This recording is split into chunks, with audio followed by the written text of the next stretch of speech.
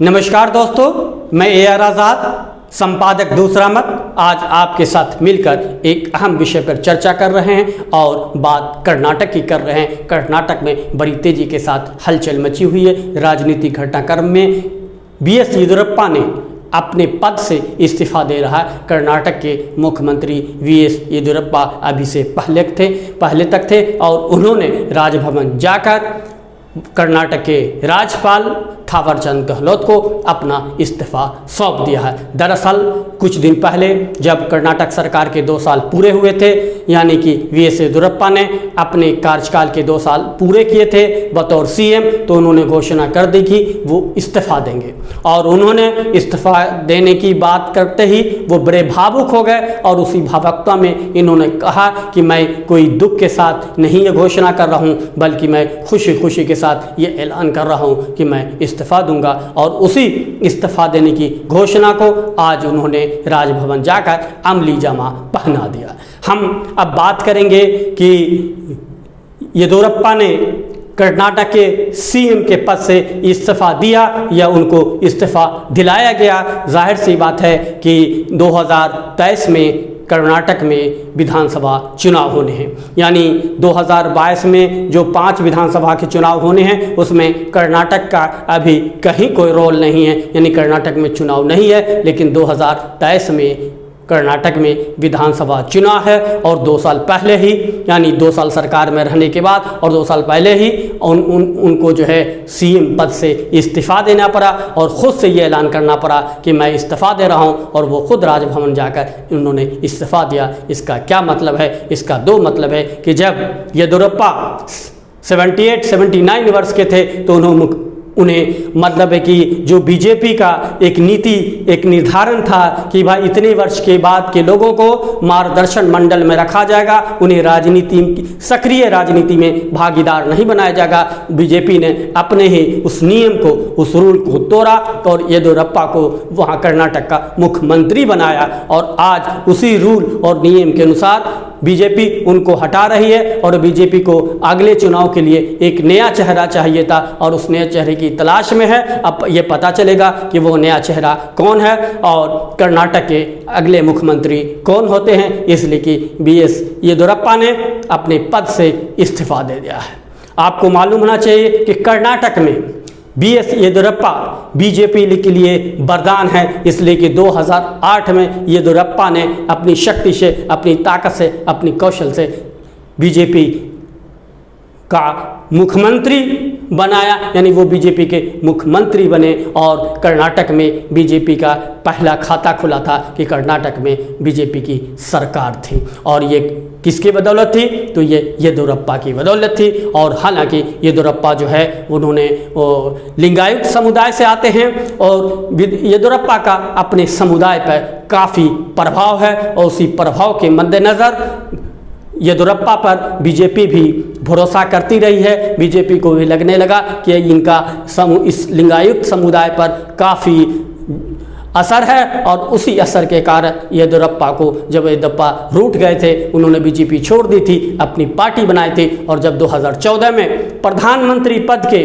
उम्मीदवार बीजेपी की तरफ से नरेंद्र मोदी हुए थे, तब उन्होंने BS येदियुरप्पा को मनाया था और BS येदियुरप्पा को मना के बीजेपी में फिर से शामिल किया था। इसलिए कि 2013 के विधानसभा चुनाव में BS येदियुरप्पा ने अपनी पार्टी बनाई थी और उस पार्टी के ज़रिए बीजेपी को बहुत ही मतलब ख़राब से ख़राब स्थिति मिलाकर कर दिया था। नतीजे में बीजेपी को भी समझ में आ गई थी कि बिना येदियुरप्पा के कर्नाटक में कमल नहीं खिल सकता है। अगर कमल खिलाना है तो येदियुरप्पा को खुश रखना होगा और इसी तरह येदियुरप्पा को वो बीजेपी खुश रखती थी। हालांकि 2008 में जब येदियुरप्पा की सरकार थी तो 3 साल बाद यानी 2011 में उन पर गंभीर आरोप लगे थे और उस गंभीर आरोप के मद्देनज़र उन्हें जेल तक जाना पड़ा था। गंभीर आरोप क्या लगे थे कि सरकारी ज़मीन का अपने ही बेटे के ट्रस्ट को आवंटित भूमि करना और उस भूमि आवंटन के बाद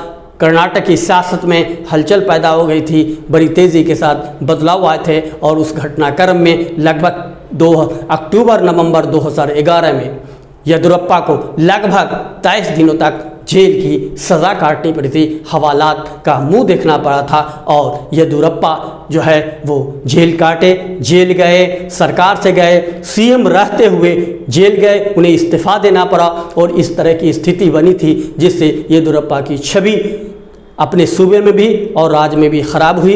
बावजूद इसके उनके काम करने का ढंग, संगठन में प्रभुत्व और यही चीज़ बीजेपी को भाती रही और बीजेपी ने 2014 में उन्हें फिर से पार्टी में शामिल किया और जब मौका आया तो येदियुरप्पा के नाम पर चुनाव लड़ा और येदियुरप्पा के नाम पे चुनाव लड़ने के बाद बीएस येदियुरप्पा को मुख्यमंत्री भी बनाया। आज वो बीजेपी के बीएस येदियुरप्पा मुख्यमंत्री थे और उन्होंने आज जो है राजभवन जाकर इस्तीफ़ा सौंप दिया और इसके बाद उन्होंने साफ कहा कि मुझे प्रधानमंत्री नरेंद्र मोदी से कोई शिकायत नहीं है, अमित शाह से कोई शिकायत नहीं, जेपी नड्डा से कोई शिकायत नहीं है, मैं अपने मन से इस्तीफ़ा दे रहा हूं। और ये इस्तीफ़ा जो है वो कहीं न कहीं ये बात है, उनके कहने का अंदाज़ जिस तरह का वो ये बात कर रहा है कि बीजेपी की तरफ से उन पर दबाव था कि आप इस्तीफ़ा दें, आप स्वयं दें, इसलिए कि अगर पार्टी हटाती है तो आपकी बदनामी होगी, आपकी छवि खराब होगी। और ये मैंने भी इस बात को समझा और उन्होंने अपनी छवि और बीजेपी के छवि को बचाते हुए उन्होंने स्वयं इस्तीफ़ा दे दिया और मुख्यमंत्री पद से हट गए और उन्होंने एक अपनी जनता के बीच एक छाप छोड़ी कि उन्होंने सीधे बीजेपी से बिना लड़ाई किए उन्होंने पार्टी ने जो कहा आला कमान की बात को सुनी और आला कमान के फैसले को सलाम करते हुए उस पर अमल किया और इस्तीफ़ा दे दिया।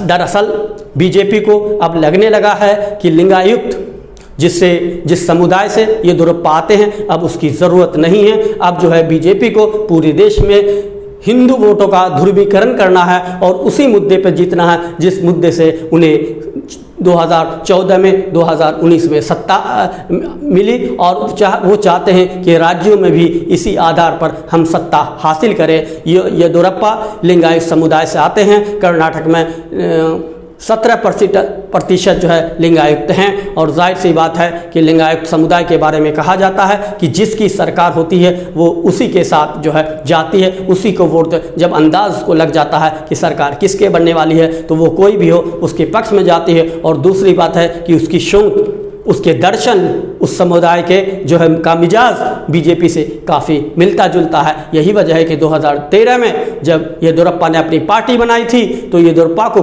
कम अपने समाज के लोगों ने वोट दिया था और बीजेपी को ज़्यादा वोट दिया था। इसका मतलब है कि जब येदियुरप्पा बीजेपी के साथ जुड़ते हैं तो वो वोट प्रतिशत पूरे का पूरे थोक भाव में जो है वो बीजेपी को मिल जाती है या आप कहें कि येदियुरप्पा नेतृत्व को मिल जाता है। लेकिन जब येदियुरप्पा अलग हुए थे तो 2000 इसका गवाह है कि कहीं न कहीं जो है वो समुदाय जिस जाति से येदियुरप्पा आते हैं उसका झुकाव बीजेपी की तरफ है। और यही इस बात को बीजेपी भी भाप गई कि अब हमें येदियुरप्पा की ज़रूरत नहीं है, इसलिए कि हमें हिंदू वोटों का ध्रुवीकरण करके राज्य में जो है वो सरकार बनानी है और इसलिए येदियुरप्पा को उन्होंने किनारा कर दिया और किनारा करने के बाद अपनी रणनीति के तहत आगे की वो कार्रवाई करेंगे। हालांकि कहा जाता है कि कर्नाटक में लिंगायुक्त समुदाय जिसके साथ होता है ये उसकी सरकार बनती है और जिससे नाराज़ होता है उसकी सरकार चली जाती है। एक घटना 1990 की भी है जब पाटिल वहाँ के सीएम थे और जब कर्नाटक में दंगा हुआ था तो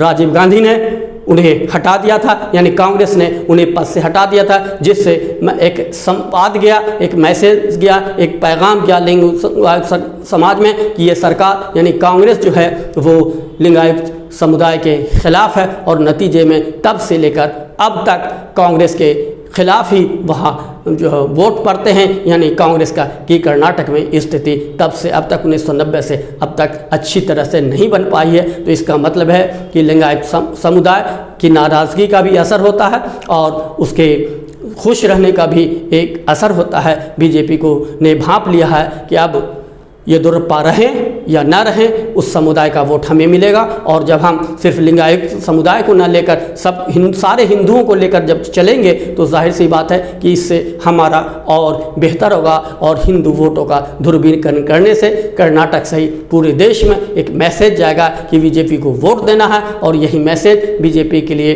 पुख्ता जीत का आधार बनने वाला है। और इसी पुख्ता आधार के ज़रिए पूरे देश के पूरे राज्यों में वो बीजेपी चाहती है कि हिंदू वोटों का एक तरह से ध्रुवीकरण हो और जीत उनकी हासिल हो, सूबे में वो जीते। अब ये उनका फार्मूला बीजेपी का कितना कारगर होगा, कितना काम करेगा, ये तो अभी समय है कर्नाटक के लिए। लेकिन अभी जिन 5 राज्यों में 2022 में चुनाव होने, उसमें सबसे उत्तर प्रदेश प्रमुख है और उत्तर प्रदेश में बीजेपी का यह फार्मूला हिट होता है या धराशायी हो जाता है, ये देखने वाली बात है। देखिए ऊंट किस करवट बैठता है, इंतज़ार कीजिए और फिर हम आपके साथ अगले विषय पर चर्चा करेंगे। तब तक के लिए मुझे इजाज़त दीजिए। नमस्कार, धन्यवाद।